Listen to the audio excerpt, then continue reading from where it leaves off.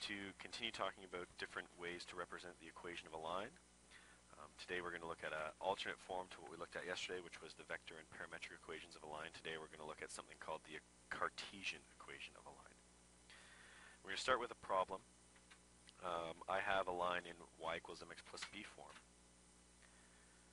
and I'd like to take this equation and find the equivalent vector and parametric equations of this line. So my equation of the line is y equals 3x plus 7. This is a line with a slope of 3 and a y-intercept of 7. If I have a slope of 3, that's the same as saying my rise is 3 and my run is 1. If I have a y-intercept of 7, that's equivalent to a point of 0 and 7. This is important to think about because to convert this to a vector equation of a line, I need my direction vector and I need some starting point. And I can use the slope and I can use the y-intercept to find these two things. If my slope is 3, or 3 over 1, then my direction vector is going to be the run, which is 1, and the rise, which is 3, 1 comma 3. So that's my direction vector, m.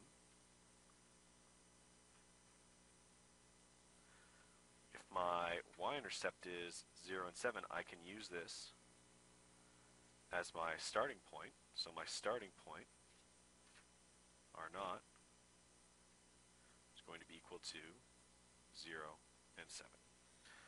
So then I can say that my vector equation of the line is equal to my starting point, 0 and 7, plus my parameter t times my direction vector, which is a vector pointing at 1 and 3. From here I can break this up into my parametric equations. My x-coordinate is going to be equal to 0, which I don't need to write, plus 1t. So my x component is going to just be equal to t, my parameter, and my y component is going to be equal to 7 plus 3 times t.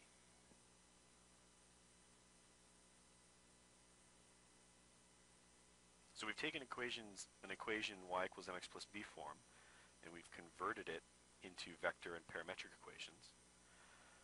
Let's take another look at this equation y equals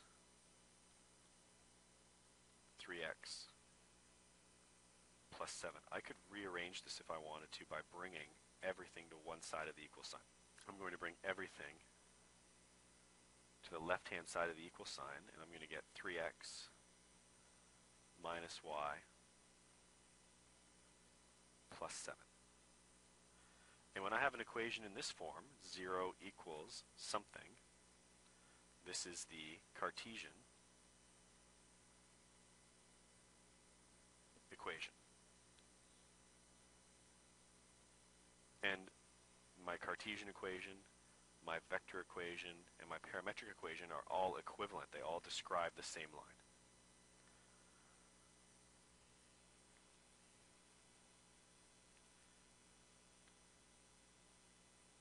So Cartesian equations of lines have the form ax plus by plus c equals 0.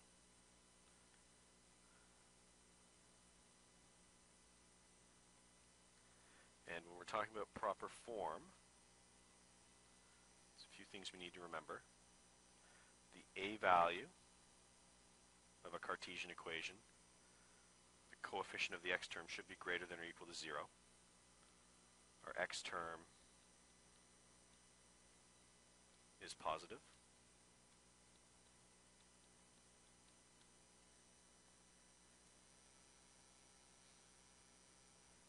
There should be no fractions. So a, b, and c should all be whole numbers.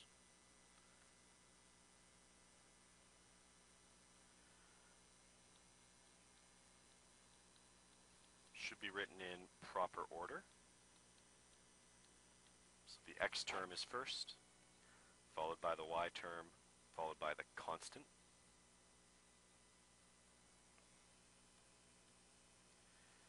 And if we can,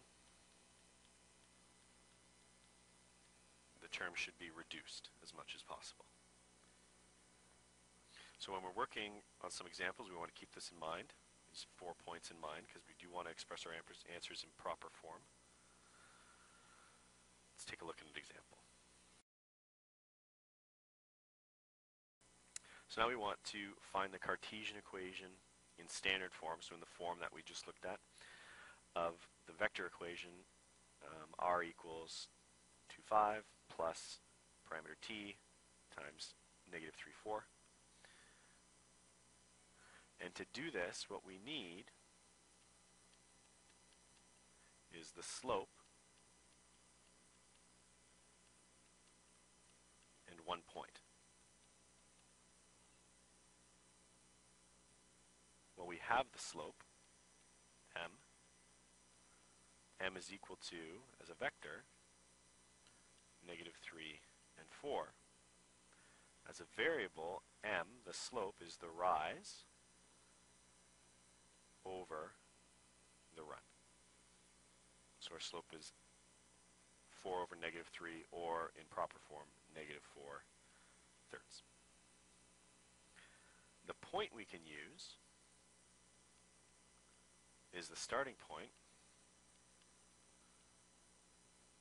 So the vector r naught, and r naught is equal to 2/5. So I'll explain why we need the slope and this point. We know from grade 9 that slope is equal to y2 minus y1 over x2 minus x1. Subbing in the slope, negative 4 thirds, and subbing in the point we know, I've created an equation that I can cross multiply and solve. So I'll cross multiply, bringing that binomial up, bringing the 3 up. So I have negative 4 times x minus 2 is equal to 3 times y minus 5. Simplifying or expanding, negative 4x plus 8 is equal to 3y minus 15. And now I'm going to bring all terms to one side of the equal sign. So I'll bring them this time to the left-hand side. So 4x minus 3y plus 8 plus 15 equals 0. Gathering up my like terms, negative 4x minus 3y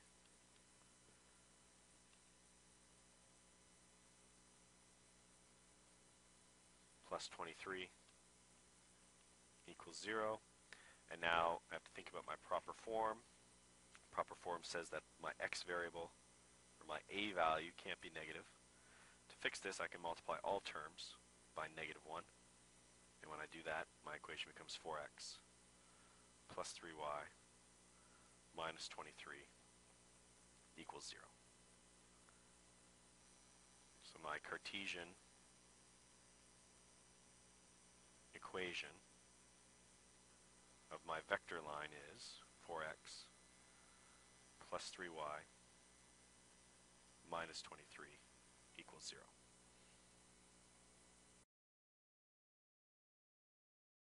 Okay, another example which will solve the same way as the previous question. The vector equation, I'd like to find the Cartesian equation. So I need my slope, which is the direction vector, 0 and 2. I need my starting point, which is 1 and 4. And I'm going to plug these values into my equation for slope, y2 minus y1 over x2 minus x1.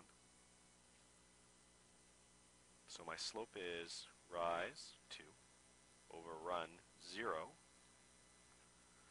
That's equal to y minus 4 over x minus 1. Now let's just stop for a second and think about this. If I have a slope of 2 over 0, we know that this is an error. We know that this slope, this undefined slope, means something. So I'm rising 2, but I'm not running anything. What I have is some type of vertical line with an undefined slope.